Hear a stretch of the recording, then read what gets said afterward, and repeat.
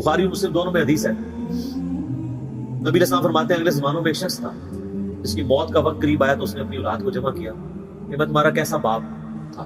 ان کا بڑے اچھے باپ تھے۔ انہوں نے کہا اگر تم مجھے اچھا سمجھتے ہو تو میری ایک وصیت ہے، جب میں مر جاؤں میری لاش کے ٹکڑے ٹکڑے کر کے اس کو آگ لگانا اور اس کی راکھ کو ہواؤں میں اور پانیوں میں اور کھیتوں میں بکھیر دینا۔ لئن قدر اللہ علیہ، اگر اللہ تعالیٰ نے مجھ پہ قدرت پال تو مجھے ایسا عذاب دے گا کہ کسی کو نہیں دیا ہوگا۔ یعنی وہ سمجھتا تھا میں خدا کے لیے پٹ پٹ کی زندگی نہیں گزار سکتا۔ یہ حدیث بخاری مسلم دونوں میں ہے، مشکات میں دوسری جلد میں اللہ کی رحمت کے بیان میں آپ کو نبی علیہ السلام فرماتے ہیں جب وہ فوت ہو گیا اس کے پچھلوں نے یہی کچھ کیا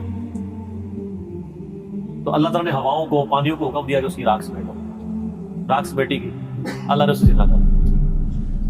اللہ نے کہا ہاں بھائی جس چیز سے بھاگ رہا تھا وہی چیز سامنے آ گئی، یہ تو نے کیوں کیا؟ انہوں نے کہا یا اللہ میں تجھ سے بڑا ڈرتا تھا، میں اس طرح کی زندگی نہیں گزار سکتا۔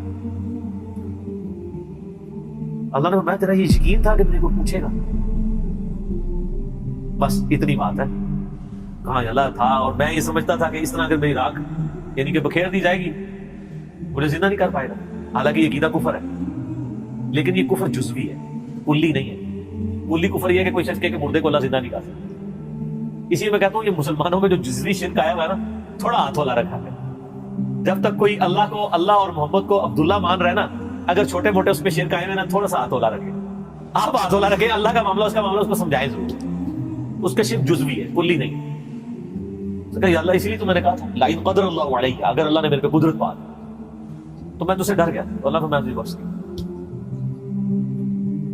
اللہ کو تو کوئی نہیں پوچھ سکتا کہ کسی کو گیون سرکمسٹانسز کیا دیے تھے، ان سرکمسٹانسز کے اندر اس نے کتنا بیسٹ پرفارم کیا۔